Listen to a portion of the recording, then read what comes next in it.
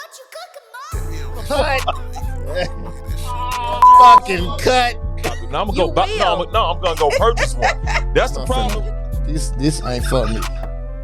I was like, the background is mom and dad was addicted to crack cocaine. Okay. Right?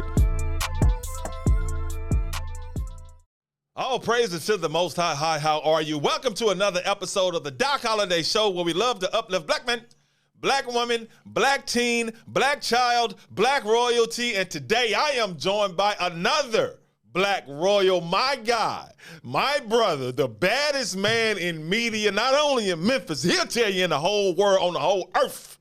Thaddeus Matthews. Thaddeus, what's up, brother? Man, I need to have you go around the country with me introducing me.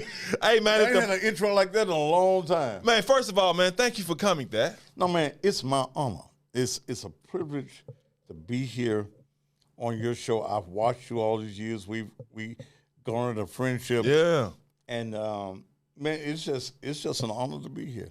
Well, thank you, Thad. Now, I know about you, man, and most people know about you. Just give them a brief history, upbringing of Thaddeus Matthews, man. Memphis, Tennessee, whatever. You know, just brought up. Yeah. Brought up in a little area in North Memphis called New Chicago. New Chicago. Do you know anything about New Chicago? Yeah, I used to work at Douglas High School. I know about North Memphis and all of them. I know it's something different. Douglas is not. That's Douglas. Yeah, I know, and I know it's different. New Chicago. It's New Chicago. Yeah. New Chicago, where the old Firestone plant was. Yeah. Jackson Cookie Company was. That's where I grew up. I went elementary school to a Catholic school, of all places, in North Memphis. Wow. On Valentine Street. It was called St. Anthony's. I got kicked out of school in the third grade. I hit a... How the hell you get kicked out in the third grade, bro? Mother Superior. Okay. So I remember her name, Sister Comanza. I had did something. I was a mischievous child. And I was in the office to get a spanking with a plastic baseball bat. The phone rang. She got on the phone, and me being mischievous, I knocked her bonnet off her head, or whatever you call that thing on her head. Yeah, the little thing, the white like thing. the flying nun. Yeah. I knocked it off her head. They put me out of school in the third grade. I left there, and believe tuition was only $8 a month. Oh wow! For non-Catholics, it was $4 a month for the Catholics. I went there. I went to from there to Chicago Park Elementary in New Chicago. From there to Manassas, and I was in the first year of busing, 1971, 72. And I was bused from there to Frazier High School, okay? I got kicked out of Frazier High School. I led the first walkout, okay? I led the walkout with the back end of the Memphis Urban League and some other black organizations. And they would not, after the walkout was over, and after I cussed the psychologist out, name was Curtis Dillahunt. He's still in Memphis, I think. And when you do things like this, you get other black people who think you're crazy when you stand up for what your principles are. First time I was on TV, Channel 5, my auntie did not know I had led the walkout. She's at the house, and I hadn't said nothing either. And the news came on, and there I was. No reprimand, because I was always taught to stand up for what you believe is right. So they put me out. Curtis Dillahunt came in. He's a psychologist for the Board of Memphis City Schools at that time. And he went through the psychology questions. Then he asked me, do you love your mama? And I asked him, motherfucker, do you like yours? Now I'm on your show. No, it's good. No, it's this. Okay. Talk. Okay. No, be you, bro. Okay. Yeah. No, you good. I didn't want to mess you. No, you good. We Okay. we had a conversation. What was the walkout about, though? It was because it was discrimination. Okay, I got Okay. you. Yeah. And I think that the greatest mistake that happened to our school system was integration. Okay. I went from Manassas High School, where I was in the marching 120 under the late Emerson Russell Abel Jr. To be in that band, you had to be great. I was a trumpet player. I go to Frazier, you ain't good enough, but you want to use my trumpet. I had my own trumpet. Yeah. Okay. At that time, how old are you? 48. Damn, you was a little bit boy. Yeah. 48. At that time, black women, it was the trend, had brown streaks in their hair. So a rule was created that black girls could not be on the cheerleading squad if you had a streak in your hair. Okay? Oh, wow. We went from that to, we were all at Fraser High School. All the blacks were put in the back of the auditorium, okay, for assembly. And then I guess the biggest straw was we got ready to vote for school officials, leadership, and they charged us a poll tax. And our particular says that's illegal. Okay? How are you going to charge us a poll tax? And the white principal, name was Roby, told me to set my ass down. I said, okay. I didn't say nothing. But I started telling other people. I called, made some calls. I was radical even then. I called the Urban League, told them what was going on. And they locked all of the black guys up in the library and let the black female students wander the school. They were being harassed and jumped by the whites at the school. Fraser, at that particular time, was basically a white area. And they locked us up. We took a library table, threw it through the glass window, broke the window. Fight started. The next morning, with the support of the Urban League, we didn't get off the bus. Many of us, some had to because they were scared. But that's how the walkout started. So my being radical did not just start a few years ago. It's been a long time coming. Now, talking about, you being radical, whatever, I mean, you do. I've been knowing you because I know how hard it is in this media thing. I've been in trying to, mainstream media, and it's extremely hard for us because there's certain shit they expect us to deal with, and you know what I'm saying? I ain't never been the one really to deal with it. I'm going to work, and I'm going to make you money, but I ain't dealing with all that bullshit that you know what I'm saying? So and you want to get paid, right? And you want to get paid better because they don't want to pay you the Right. same. But you've been going independent of this thing for a long time. When did the bug hit you like, okay, I want to get in this media thing and all the steps? Because I know people see Thaddeus Matthews as polarized. They're like, I can't stand that motherfucker. But then, like, some people are like, man, he does some great things. And other people are like, he make me laugh. So, but what point did the media bug hit you and you like, okay, this is the route I want to take? I went into radio quite by accident.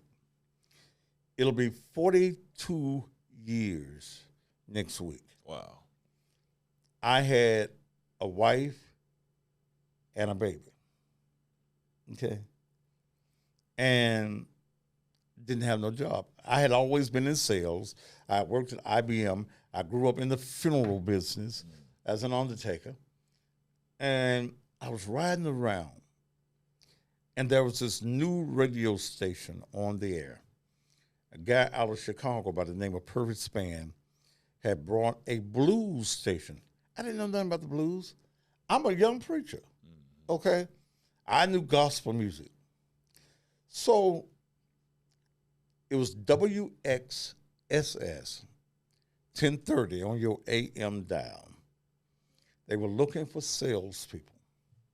So I said, okay, I can sell anything. So I went, acquired. You will have to understand who Perfect Span was. Perfect Span was a promoter. Perfect Span was a little on the shyster side. Okay. They hired me. I sold advertising. But in selling me the advertising, I was in the studio, and I go by the studio. Now, this is the day before you probably got in business. We had the knobs. Oh yeah. That's that old shit. Yeah, that's that old shit right Huh? there. Yeah. It's old school. Yeah. We had turntables. Uh-huh. We even had cassettes. Wow. Damn. Okay? Yeah. That's how far I go back. Yeah. And we had this guy on the air out of Terrell, Arkansas. His name, he probably dead now. He was old then. His name was Brother Perry. Yeah. Brother Perry had a Jerry curl. Okay? Uh-huh. He was an old deacon. And he'd be sitting there on the air with his Jerry curl juice dripping on the floor. Uh-huh. And sitting there with the legs cocked up, talking to all them good Christian sisters. You know, you will find that some of the biggest holes is in the church. If you want to find a real hole, go to church. Oh man. Boy, he'd be sitting there macking. They come by the station. I said, shit, I can do that. Yeah. I can do that. And I kept watching him. I said, damn, I could do that. So I didn't want to be a salesman no more. Mm-hmm. I wanted to be on radio. So, again, you got to go back and you got to understand Purvis Man. He was all about that money. Mm-hmm. I had sold a Gypsy commercial. I'm the first one in Memphis that did, are you trouble, are you sick, do you have bad luck? Those type. Mm-hmm. I said, I want to be on the radio. It was gospel in the morning, then blues after, I think it was 9. Okay. They told me I could have his job. If I went out and sold $5,000 in radio advertising, I could have his job. Okay. I can have his job. If I go out and sell $5,000, I went out, I sold the $5,000, they fired him, and that's how, I didn't know a thing. I didn't know a thing when I said that. I didn't know nothing about turning the knobs and none of that, but I could talk. Okay. I knew gospel music. I had been MC of many church programs. I had the voice. I said, shit, okay, let's do this. And that's how I broke off into it.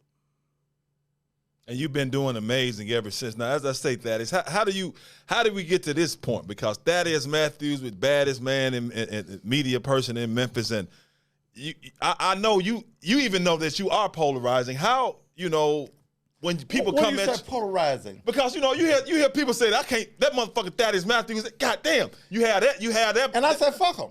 I know that's what Okay. I'm saying. So how do you deal with that? Because the way you maneuver and you piss a lot of people off, but then at the same time, a lot of people respect you and love what you do. How do I ain't you? got no balls. Okay. Yeah. And I'm free. Yeah. Okay. See, you can't do what I do when you ain't free. Yeah. You work for mainstream media. Mm-hmm. You can't be yourself. Yeah. You got a script or you got a teleprompter. Mm-hmm. Okay? You can't go off the teleprompter. And you know some of that shit that you are reporting is foul. Mm-hmm. Okay? Especially when it comes to us. Yeah. Many of us don't want to hear the truth. Many of us will never acknowledge the truth. And when I sit on the air and I say that the black church has been one of the greatest detriments to the black man, that fucks you up. Because first of all, you've held your religion in a box. So I read, and I had to start the reading, man. I had to start the reading. I had to start the research, and I guess that's what makes me one of the best investigative reporters in town, is because I read, I research, and then I get allowances with people. And even though I polarize some, I ask you why. I'll get folks that'll come up to me and say, you know, I used to not like you. I said, why? I heard, okay, well, did you know me? Did I say something that was untruthful? No, it's just the way you said it. Well, hell, you're going to have to get over the way I said it. That's the way it is. So, Marcus, I don't care about what people say. Okay, I got fired from some radio stations, and that's what made me go independent. Yeah. Okay, getting fired from radio stations, getting fired from people who were my bosses who had never been on the air.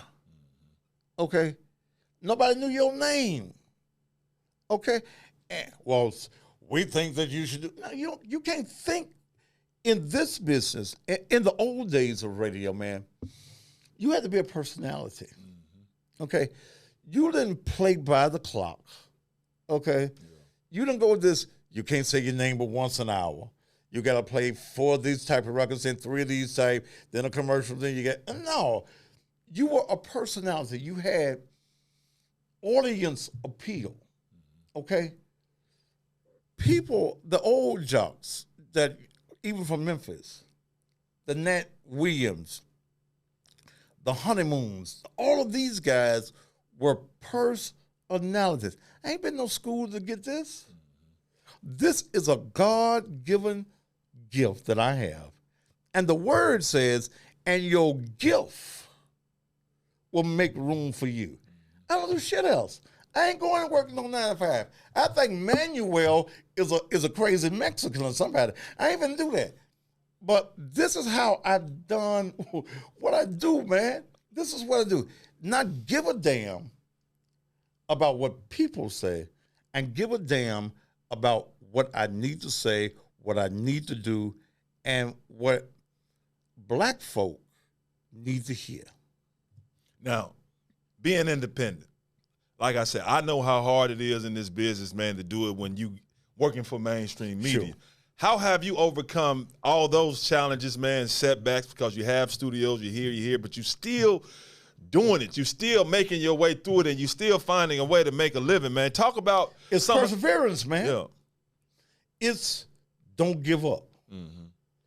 When your enemies come, still got to remember he prepares the table for you in their presence.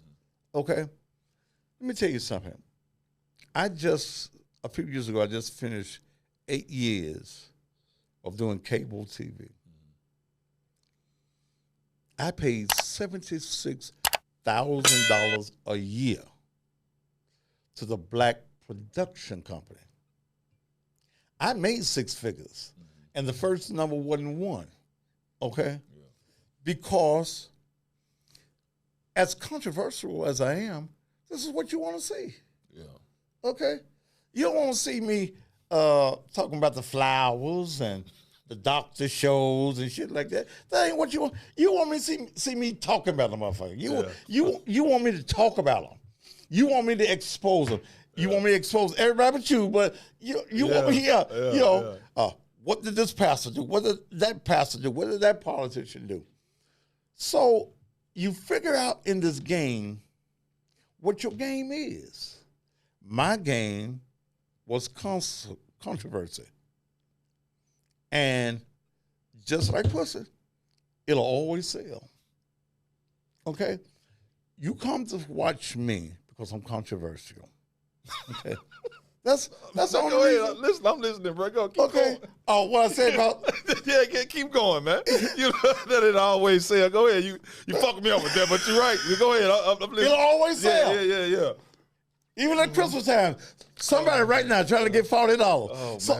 Oh, man. But it sell. It was my niche. It was my gimmick. It was my stick. Okay? It worked for me when I did the radio talk show. When I was doing my radio talk show, at 3 o'clock in the evening, I control this city. Mm-hmm. Okay? Yeah. The white folk. Okay? And you'll be surprised at the large number of white folk that watch me. White folk watch me to know what the rest of the black folk are doing. Mm-hmm. Okay? white folk, I say some of the things that they wish they could say. Mm-hmm. When I say, nigga, get up off your ass and go to work. Take care of your family.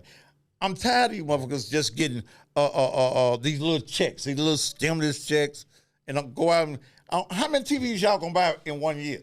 Okay, every time they give you a stimulus check, Walmart puts on sale from a 50-inch to a 70-inch to a 75, 80-inch. You ain't even got 80 inches of wall in your house, but you understand? Mm-hmm. And I say the things because a lot of people say it's tearing down blacks, but it's uplifting you. Quit waiting on the white man's check, okay? Yeah. Man, you out here struggling. I'm out here struggling, but I refuse to be a slave, okay? I refuse to be like the guy in the movie, P-Boss, okay? Can I go pee? Yeah. If I need to take a break, I take a break. I work, and people don't realize you work harder for yourself than you do anybody else. And I persevere, man. When I get knocked down, okay, I sit there for a minute, tear my roll, dry that shit off, get up and put my big boy drawers on. And I got to figure out another way. Like we were saying here a few minutes ago, shit, some new ideas that came to me just sitting in your studio. I'll be 65 years old, April 1st, and I ain't through yet. Yeah. Okay, if they didn't like me in 2021, God damn it, 2022, get ready to put your hate on for me, because I'm gonna make you hate me. I make the devil hate me every morning. When I wake up at 5:30, when that clock go off, he be sitting there waiting. Damn, I hope that motherfucker dead. Motherfucker. Here I is. I go in there and play them. I do 4 hours of blues in the morning. Okay? Yeah. I go do that. Yeah. I thank God for that. And, and here's the thing about doing what we do. When I got ready to go back and do blues, the white man said that we want you to do it from the house. At first, I said, well, they just don't want me in their studio. Then I found out I can do that shit at the house. I got me a mic, got my board, got my computers. I can play my music at the house in my drawers. Yeah. If it's snow on the ground, long as the Wi-Fi is working, I'm on the air. Okay? It's learning to be industrious, going with the flow. And man, I just keep going. I persevere. I work hard. That's it. And I can talk. So no, I love it, bro. You have to go and throw in. No, this is your show. I be acting like this is Thaddeus Matthews. No, this is what it's for, though, man. It's for the people to talk to you and for the people to get to know you better, the ones who don't know you. And I can't imagine anyone that don't know you. But Thaddeus, talk about, I guess, maybe your lowest point. What has been your lowest point, and how did you make it through it, and how did it make you feel when you was at your lowest point? In this business? Yeah, just in life, period. Something has happened, because you said, people will be surprised that you said, I'll tear my roll and I wiped it off and I kept it pushing. Well, I guess the biggest thing has been in the last few years, in the last 6 years, I lost my mother. Then I lost a son to a drunk driver. And then to look at family. Man, I got a brother right here in Memphis that I have not seen in 6 years. Okay? The jealousy, and I don't know what, we got the same mama. We ain't got the same daddy, but we got the same mama. I'm right here in Memphis. Okay? I'm the ease of somebody to find. Yeah. I tried to do some things after my mama's death to do a camaraderie thing. Yeah. Okay. It did not happen. It did not happen. So I guess the lowest point is tragedies, personal tragedies.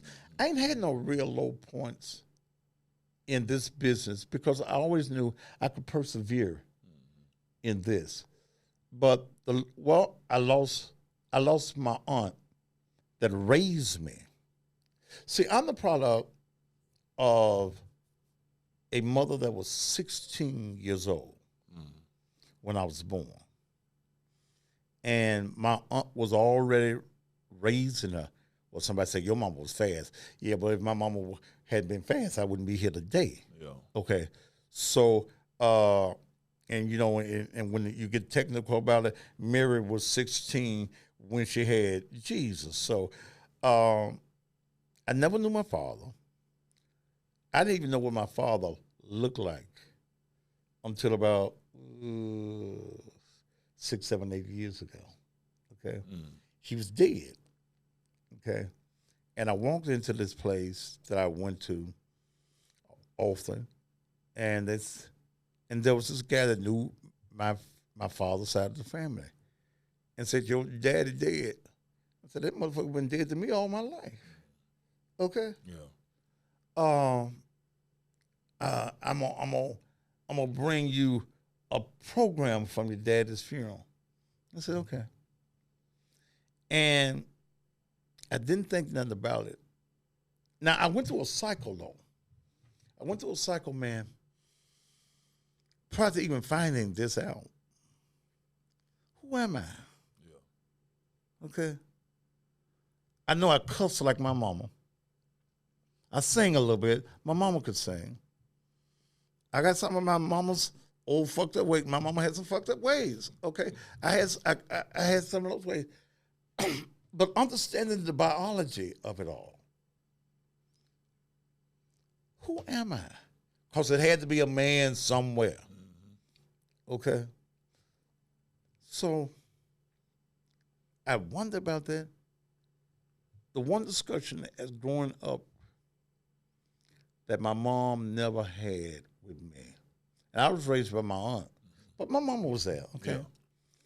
Yeah. And we didn't talk about my dad. I was grown when I even asked what his name was. Okay. I didn't want to know the story of why he wasn't around because I had a good childhood. I wasn't poor and homeless and raggedy. My aunt raised me well. My mama raised me well. I had a great grandmama. I had a grandmother. Okay. But when the guy caught me at this place, gave me the program, I looked at his picture on the program. You know, we all got a picture on the program. We favored. He wore glasses. Then I started reading his obituary. They said that he was a business person. Okay. He had owned a newspaper. I had owned a newspaper. He was in the politics. You know, I'm in the politics. He was very blunt, and he always said exactly what was on his mind, even if people didn't like it.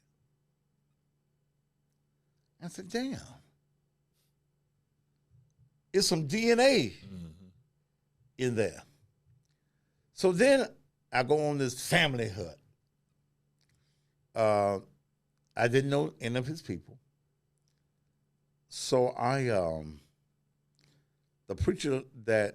was a preacher that did remarks on there that lives here in Memphis. I called the preacher. I left on his message who I was.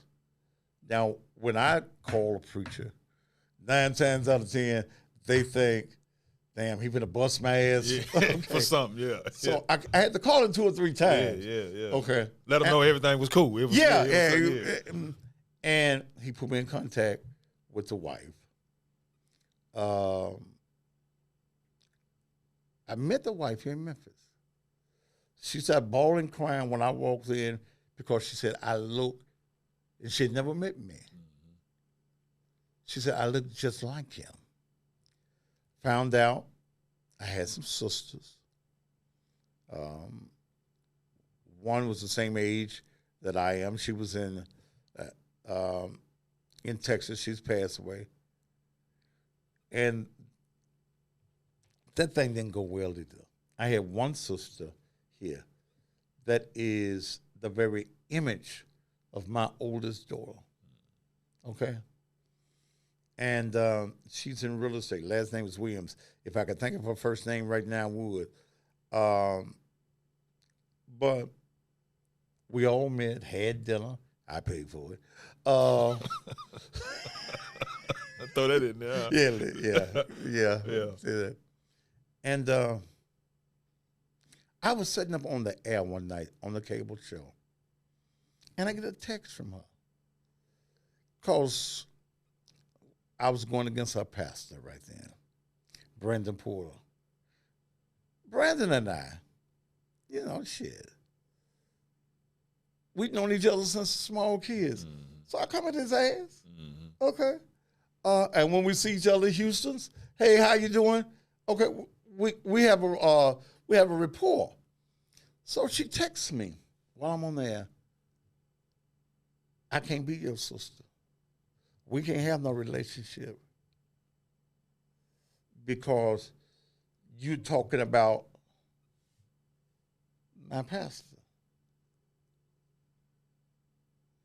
I said, damn. Okay. And I'm on the air. Yeah. I'm reading this on the air. So I got to maintain show. Mm-hmm. Okay. But then I found out that Sharon Williams, that's her name. Then I found out that the real reason that you didn't want me to be your brother was you were screwing another preacher in town, and all your children was by this married preacher by the name of C. Miller Douglas, who's dead right now. And you thought, and he probably convinced you, that if I found out, I'd bust him out. So those periods of lows, man, I'm so over that. I wish my brother and I had a reputation, but I ain't gonna run after you. Yeah. Okay. I've extended the olive branch for my mama died.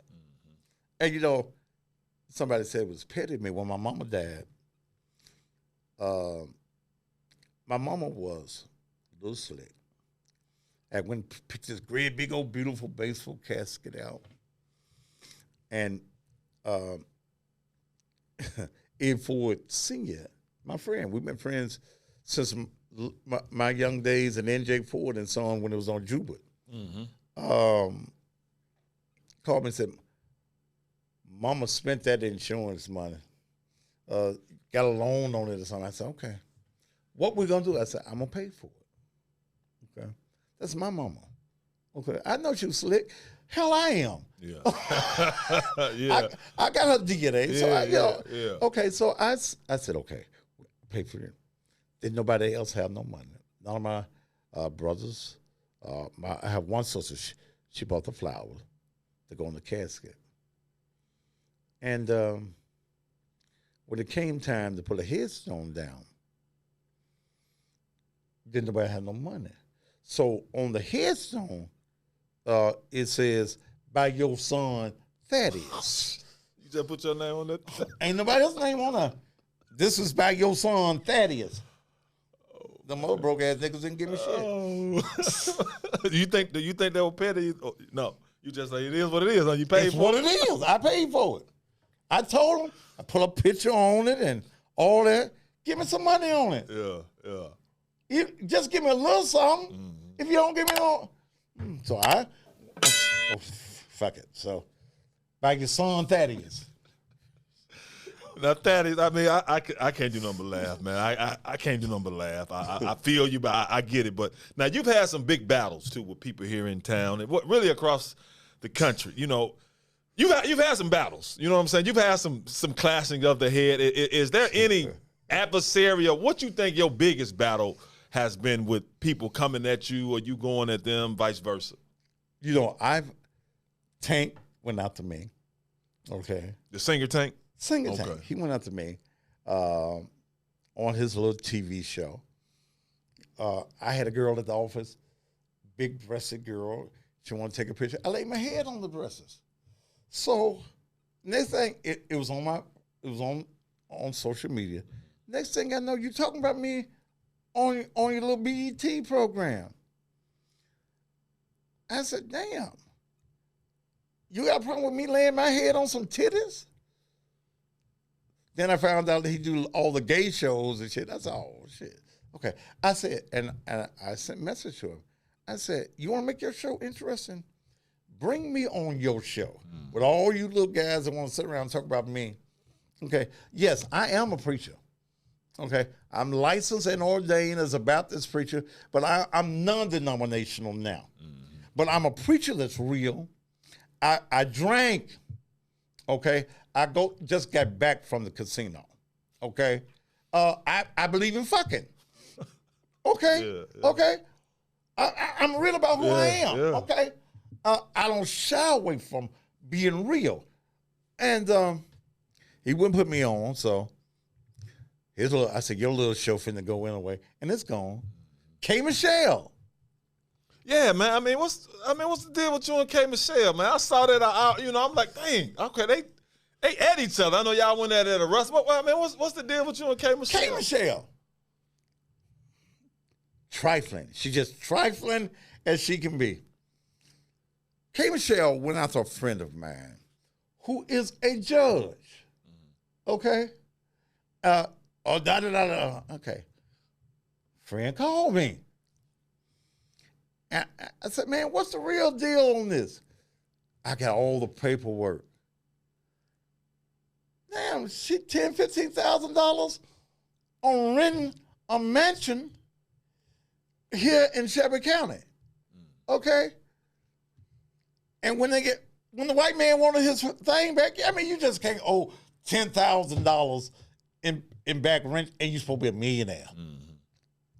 She went in and got some pink paint and just messed up all the man's antique wood. Oh, wow. So I just called her the trifling bitch that she was. And it went from there. It went all over social media, shade room, everybody. And then I was downtown eating one day. I didn't even know her. And she had a little queer-looking boyfriend with her.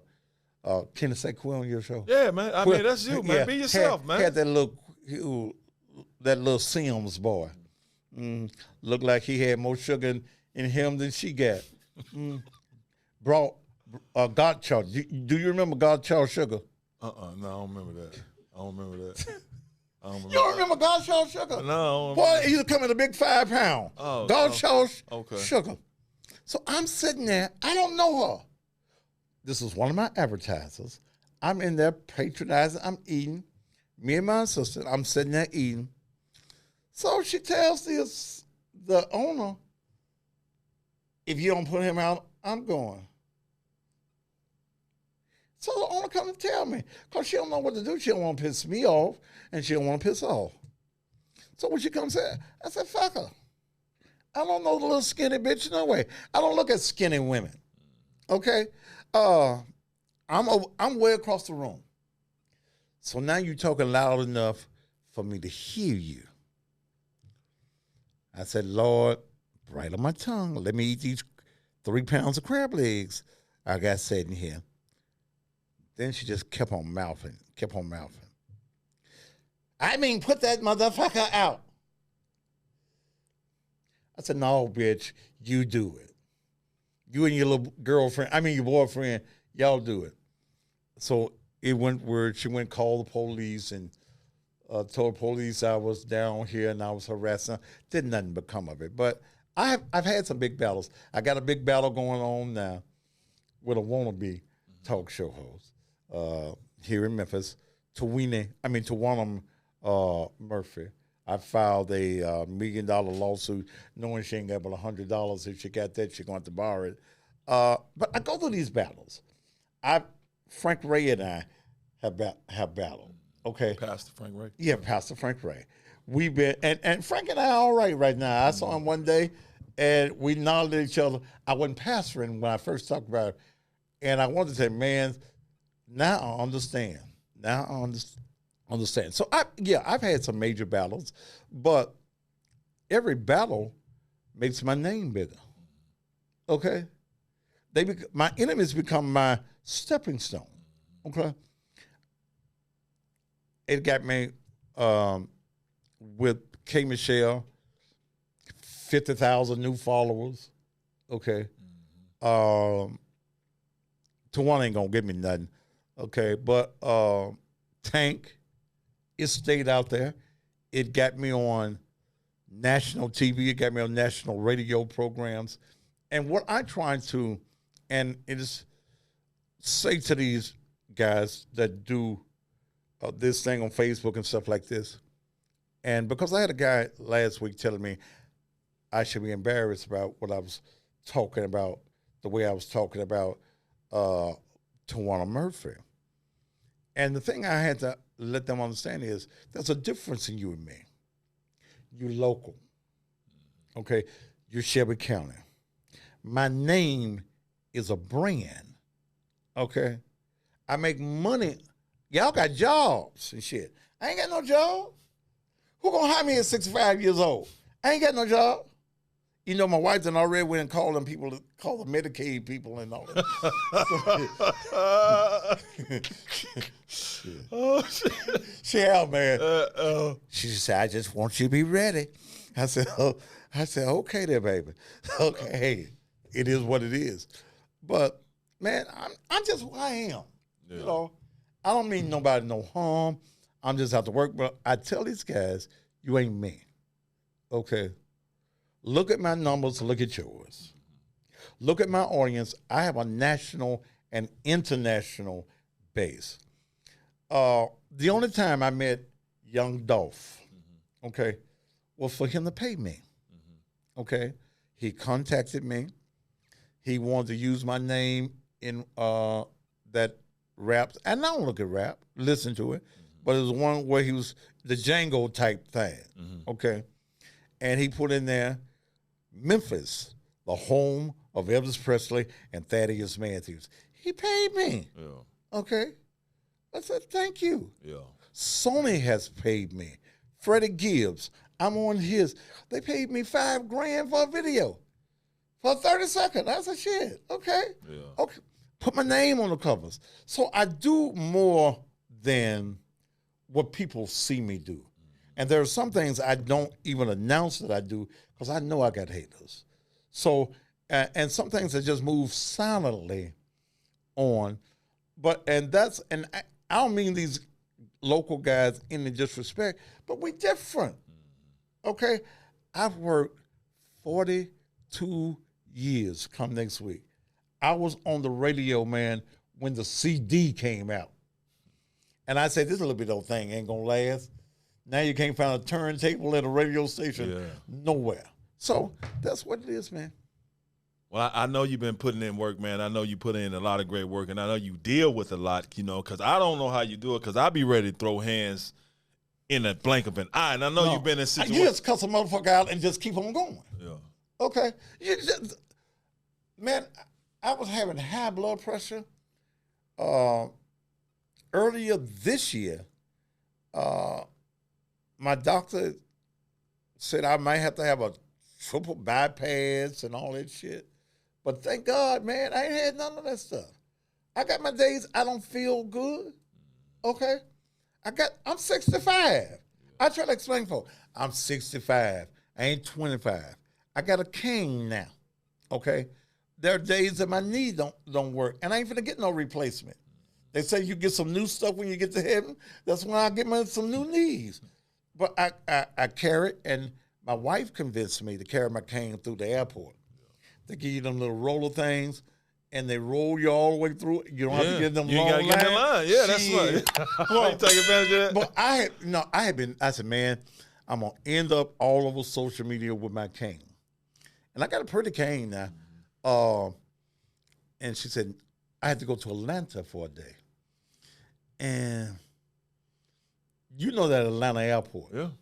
You got to get off, walk a mile, then get a train. It's huge, man. Yeah. No, I took my guy $20, and he rolled me all the way, put me on the train, took me off, rolled me all the way to my limousine that was waiting for me to do the gig that I had to do in Atlanta. No, I'm gonna carry my cane. I take pictures with it now because I'm not ashamed of the fact I got a cane. Yeah. As long as some other things working, I don't give a damn about my knees. I get it. I totally understand, man. You know, it's a great conversation. I'm glad you came, man. Is anything you want to add, Thaddeus, before we get out of here? Is that time out? No, I mean, I'm just saying, man. If you got more you want to talk, man, hey. I got 42 years. I mean, I just enjoy talking to you, brother. You know what I mean? I mean, I enjoy it because I know the work you've been putting in and the things you go through and the stuff you have to deal with. I mean, you know, your solution is you just curse a motherfucker out and just keep it pushing. That's what you got to do. You get the stress off you. Mm-hmm. Okay. You get the tension off of you. Mm-hmm. And some folk laugh. Do you know that there are folks that actually tune into me and say crazy stuff for me to cuss them out? Yeah. That's their badge of honor. They want you to curse them out. Yeah. Then they'll put up in the comments, I've been cussed out by the cussing pastor. I said, well, damn. Okay. But, man, I'm looking for greater things. You know, I had said that I was going to run for mayor of Memphis. Mm-hmm. And he don't make about $117,000 a year. But I think that there are some things that needs to be done. I'm at that point now, I'm probably not going to run. I'm just going to kick the ass of all these folks that's running, okay? We're getting ready for elections next year. I'm going to be very much involved in that because what I'm seeing is the recycling of the old who ain't did shit that want another job. This is the only thing that they can do is politics. You know, you go from the city council to the county commission, okay? You turned out, so you want to run for another office. We get all these unexperienced people, or we get people that don't go to work at all. Janice Full ain't been to work in 3 years. Joe Brown ain't been but one time down there. And then I'll get people that say, well, the white man did it. Does that make it right? Because the white man did it. Are you saying you don't want to be like the white man, but here you are telling me that you want to follow the pattern of white folk. And let me say this on your show. My show, I've been very hard on white people. Okay, very hard on white people. I ain't lying on white people. Yeah. Okay. I tell his story. His story. Not our story, but his story. But I find that white people with me are beginning to treat me better than black folk. My birthday party is coming up. I done called several black venues, people that I know personally. I'm going to pay you. Wouldn't even return my call. I'm setting up in Houston yesterday. Guy knew from when I had the radio station downtown. Mm-hmm. So we're talking a long time, at least 15 years ago. And I said, man, don't you own some buildings? He said, yeah. I said, I'm looking for a place to do my 65th birthday. And you know the man gave me his place free? Just give him some advertising. I was in Biloxi this weekend. And all the white folk wanted to party with me and my wife. They was just buying me shots, and I'm just taking them Tito shots too. And, you know, I told my wife, we got back Saturday, and we went to a little place where was a bunch of black folk. Yeah. She asked me, you got your gun? Okay, you understand? Yeah. So I'm looking at a factor that know who you are as a black man, but also understand that you got white folk. All white folk ain't bad like all black folk ain't good. And who you gonna make your money with? Black folk ain't gonna give us nothing. You in this business now, okay? If you waiting to get you some black dollars to put you on top, quit.